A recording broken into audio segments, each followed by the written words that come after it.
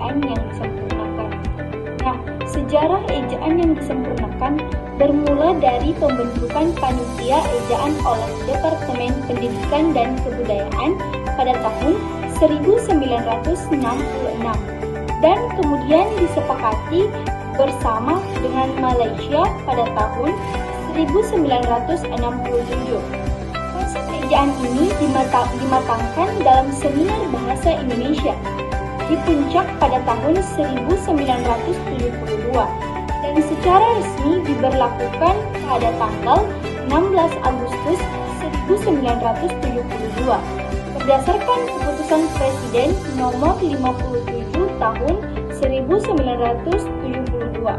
Baik teman-teman yang berbahagia sekalian, sebelum kita melangkah ke pembahasan sejarah ejaan yang disempurnakan, terlebih dahulu saya akan menjelaskan apa sih ejaan yang disempurnakan. Nah, ejaan yang disempurnakan adalah pedoman resmi bahasa Indonesia yang telah mengalami beberapa kali penyempurnaan. Awalnya, ejaan yang disempurnakan menggantikan ejaan Sewandi pada tahun 1972. Kemudian pada tahun 2015, ejaan yang disempurnakan digantikan dengan Pedoman Umum Ejaan Bahasa Indonesia atau yang dikenal dengan singkatan PUEBI, yang kemudian diperbarui lagi menjadi ejaan yang disempurnakan edisi kelima pada tahun 2022. Itulah teman-teman sekalian pengertian dari ejaan yang disempurnakan. Baik teman-teman sekalian yang berbahagia, pertama itu ada sejarah ejaan Van Ophuijsen pada tahun 1901. Nah, teman-teman sekalian dapat melihat di samping saya ejaan menurut Van Ophuijsen 1901. Nah, ejaan menurut Van Ophuijsen adalah sistem ejaan resmi pertama bahasa Melayu yang kemudian menjadi bahasa Indonesia yang ditetapkan pemerintah Hindia Belanda. Disebut juga ejaan Van Ophuijsen karena disusun oleh Charles Adrian Van Ophuijsen dengan bantuan Namawi Soetan Mamor dan Muhammad Taib Soetan Ibrahim. Ciri-ciri dari ejaan Van Ophuijsen adalah huruf OE digunakan untuk bunyi U, huruf J dipakai untuk bunyi Y, dan huruf TJ digunakan untuk bunyi C. Nah, teman-teman sekalian, sejarah singkat ejaan yang kedua yaitu ejaan Republika atau ejaan Sewandi pada tahun 1947. Ejaan ini diresmikan pada tahun 1947 setelah Indonesia merdeka. Kemudian disederhanakan dari ejaan Van Ophuijsen. Contoh perubahannya yaitu OE menjadi U, TJ menjadi J, dan TJ menjadi C.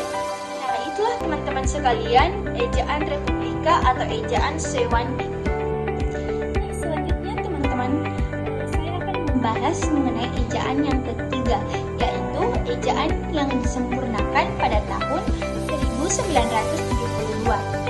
Ejaan yang disempurnakan pada tahun 1972 diresmikan pada tanggal 16 Agustus 1972 oleh Presiden Soeharto melalui pidato kenegaraan di gedung DPR. Perkembangan zaman menuntut adanya penyempurnaan ejaan agar lebih praktis, sederhana, dan seragam dengan bahasa serupun, khususnya bahasa Melayu di Malaysia.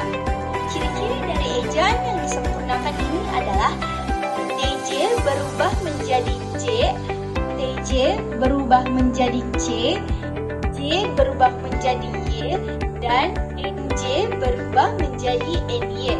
Penulisannya terlihat lebih sistematis dan konsisten, teman-teman sekalian. Nah, yang keempat itu ada ejaan yang disempurnakan dari edisi pertama sampai dengan edisi keempat.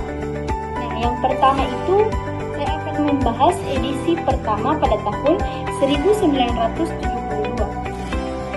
Nah, teman-teman sekalian dapat melihat di samping saya penjelasannya bahwa perubahan huruf yang dialami pada edisi pertama yaitu huruf F, P, G, dan Z yang sebelumnya tidak umum dalam bahasa Indonesia ini diresmikan.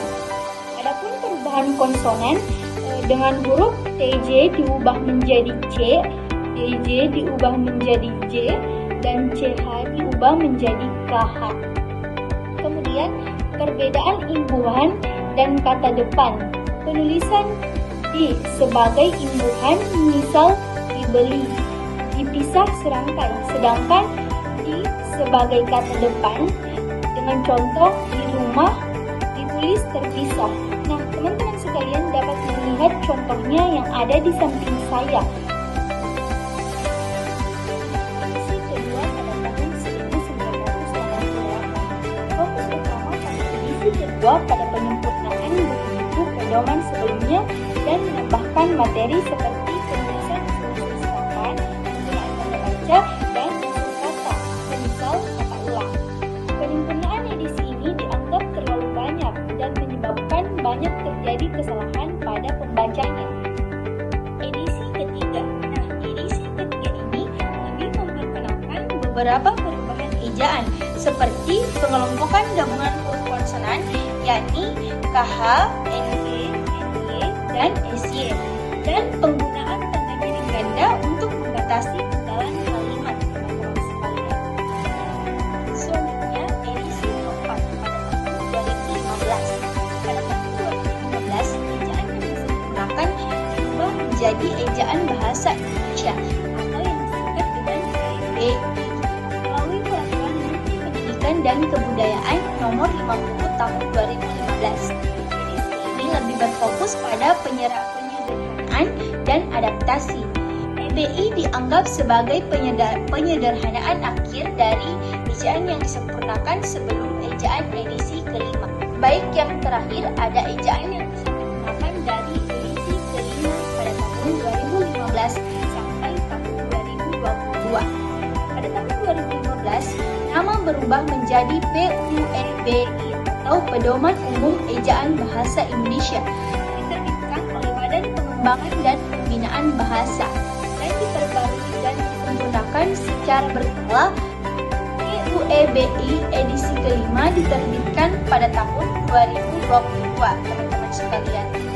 Nah, tadi saya sudah membahas mengenai beberapa sejarah ejaan yang disempurnakan, mulai dari sejarah dari Van Ophuijsen sampai sejarah ejaan yang disempurnakan pada tahun 2022. Nah, kesimpulan yang dapat diambil adalah ejaan merupakan pengembangan bunyi bahasa dengan kaidah tulis-menulis yang distandarisasikan. Ejaan yang disempurnakan ini merupakan tata bahasa yang mengatur penggunaan bahasa Indonesia dalam tulisan mulai dari pemakaian dan penulisan huruf kapital dan miring, serta penulisan unsur serapan. Pengembangan ejaan ini telah mengalami beberapa pergantian, mulai dari ejaan Van Ophuijsen hingga ejaan yang